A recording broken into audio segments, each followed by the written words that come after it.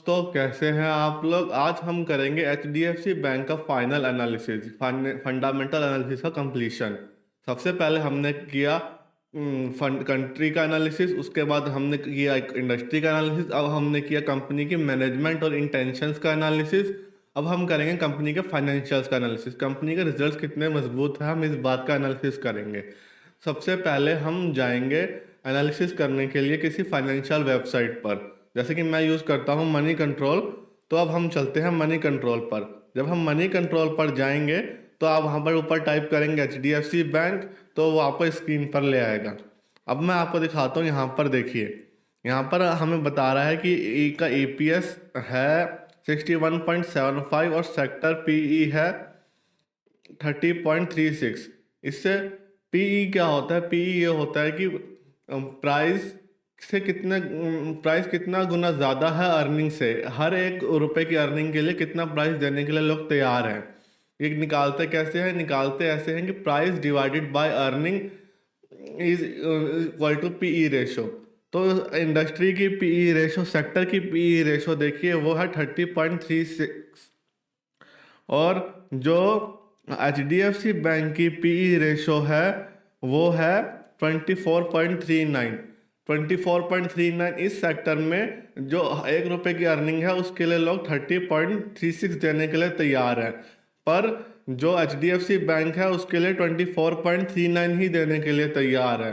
तो अगर इसके फंडामेंटल्स अच्छे हैं तो इसका मतलब ये अंडर वैल्यूड है, तो हमें इसे बाय करना चाहिए। अब हम चलते हैं इनके फाइनेंशियल्स के ऊपर।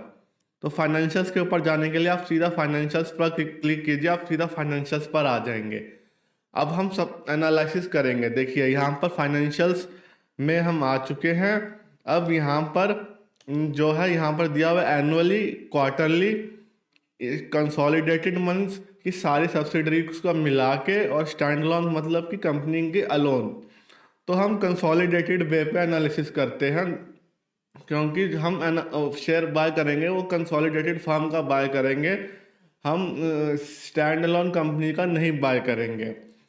तो अब हम स्टार्ट करते हैं रेवेन्यू से। अब हम करेंगे रेवेन्यू का एनालिसिस। देखिए 2017, 18, 19 और 20, यहाँ पर ये बड़े अच्छे रेट से बढ़ रहा है, जो कि है 16 to 20% के बीच। पर यहाँ पर वो सिर्फ 5% के रेट से बढ़ा। इसका इम्पैक्ट था क्योंकि कोविड का इम्पैक्ट था, तो कोविड के लिए गवर्नमेंट ने कहा था कि इस टाइम पर इंटरेस्ट नहीं भी लेंगे तो उसको रिकॉग्नाइज नहीं करेंगे। तो आरबीआई की गाइडलाइंस की वजह से इंटरेस्ट रिकॉग्नाइज नहीं हुआ है यहाँ पर, तो इसलिए रेवेन्यू लो है, यहाँ पर ग्रोथ लो है। बट हम देख रहे हैं इन नॉर्मल सर्कमस्टांसिस रेवेन्यू काफ़ी अच्छे से ग्रो कर रहा है। तो इससे हम कह सकते हैं कि एचडीएफसी बैंक बड़ा अच्छा ग्रो कर रहा है। अब हम बात करते हैं इनके प्रॉफिट की। देखिए इनका प्रॉफिट भी लगातार अप्रॉक्सीमेटली 16% की रेट से इंक्रीज कर रहा है। तो इससे पता चलता है कि कंपनी एक अच्छी तरीके से अपने आप को मैनेज कर रही है और कंसिस्टेंटली अपनी अर्निंग्स और रेवेन्यूज को बढ़ा रही है, एक्सेप्ट कि वो कोविड की वजह से जो डाउनफॉल आया था उसमें। अब हम बात करते हैं ईपीएस की। देखिए ईपीएस जो है, कंपनी का जो ईपीएस है वो लगातार बढ़ रहा है। अब आप कहेंगे 2020 और 21 में कम हो गया है, तो हमें इसे इन्वेस्टिगेट करना पड़ेगा कि प्रॉफिट बढ़ रहे हैं, रेवेन्यू बढ़ रहे हैं, तब भी ईपीएस कैसे कम हो रहा है।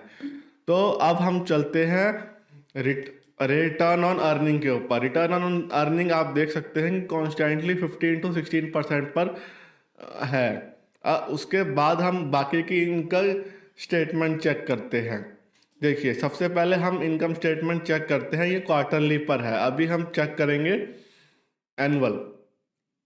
एनुअल के अंदर हम देखेंगे कि इनका ग्रॉस एनपीए कितना हो रहा है, क्योंकि आपको पता होगा अभी जैसे विजय माल्या का केस और ये नीरव मोदी के केस में बहुत ज़्यादा एनपीए हुआ था पब्लिक सेक्टर बैंक्स में। तो हमें एनपीए का खास ध्यान रखना चाहिए बैंक से एनालिसिस करते टाइम। तो अब हम एनपीएस देखते हैं। एनपीएस इन्होंने कॉन्स्टेंटली 1% पर मेंटेन है, और नेट एनपीए करंट ईयर्स में इंक्रीज किए हैं। ये कंसर्न की बात है, लेकिन परसेंटेज काफ़ी कम है, 0.36 एंड 0.40, अप्रॉक्सीमेटली नेग्लिजिबल परसेंटेज है।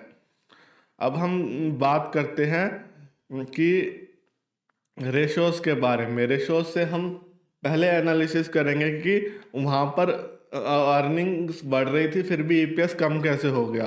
तो देखिए लास्ट के 2 ईयर्स में इन्होंने शेयर को स्प्लिट कर दिया है, जिससे कि जो अर्निंग्स है वो अब फेस वैल्यू जो है वो 1 रुपये की हो गई है। तो अर्निंग्स जो है वो इसका मतलब हाफ दिखा रहा है वहाँ पर। जो ये ईपीएस है 49 नहीं है, ये 49 का डबल 98 या 99 है। 49.84 का डबल है 98 है, और यहाँ पर ये 57 है, ये 57 का डबल है, ये 114 है। अगर ये 2 रुपीज़ के हिसाब से देखते हैं हम तो इसका मतलब है कि कंपनी की अर्निंग्स काफ़ी अच्छी हैं।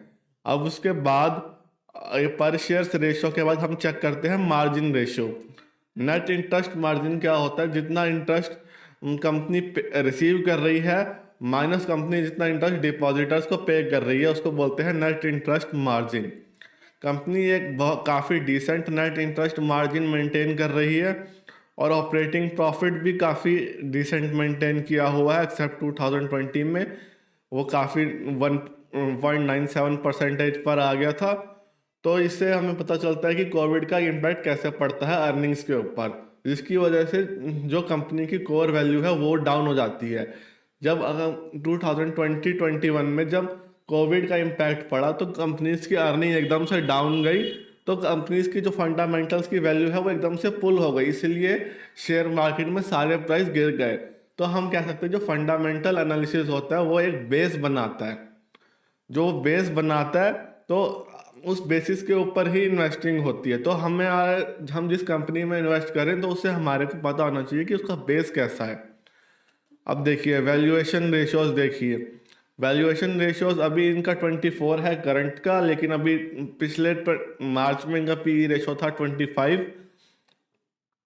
और ये है price to book ratio.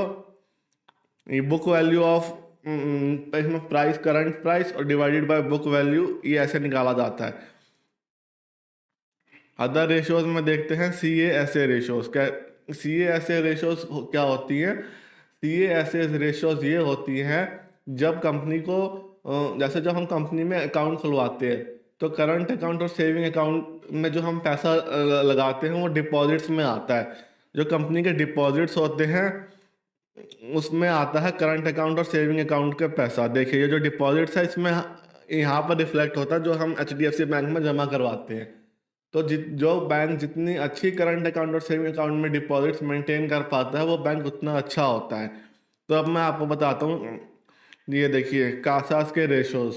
Casas में रेशोज देखिए कि कंपनी 48% से मेंटेन कर रही थी, लेकिन अब 42 मार्च में डिप आया और 2020 में डिप आया, और उसके बाद 2021 में वापस 46% पर आ गया है।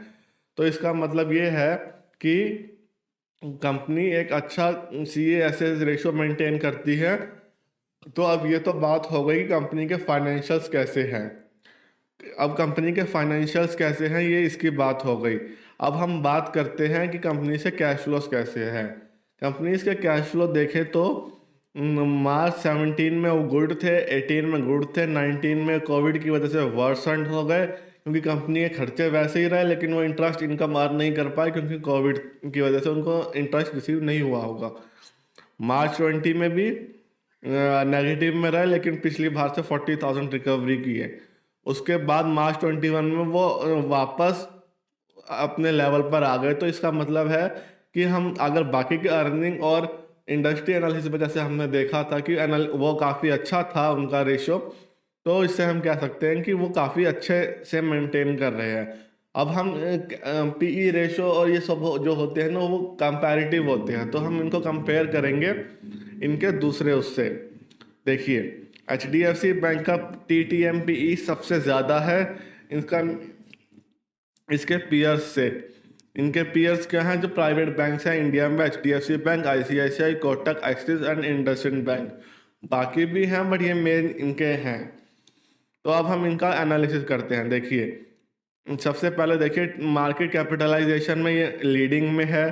सेकंड नंबर पर देखिए पीई रेशो में लोग मैक्सिमम पैसा जो है 24 रुपये जो है वो H D F C bank में देने के लिए ही रेडी है। इनका रिटर्न ऑफ अर्निंग भी रिटर्न ऑन इक्विटी भी सबसे ज़्यादा है।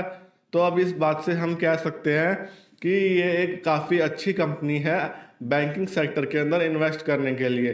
तो दोस्तों, ये था मेरा एनालिसिस बैंकिंग सेक्टर के ऊपर।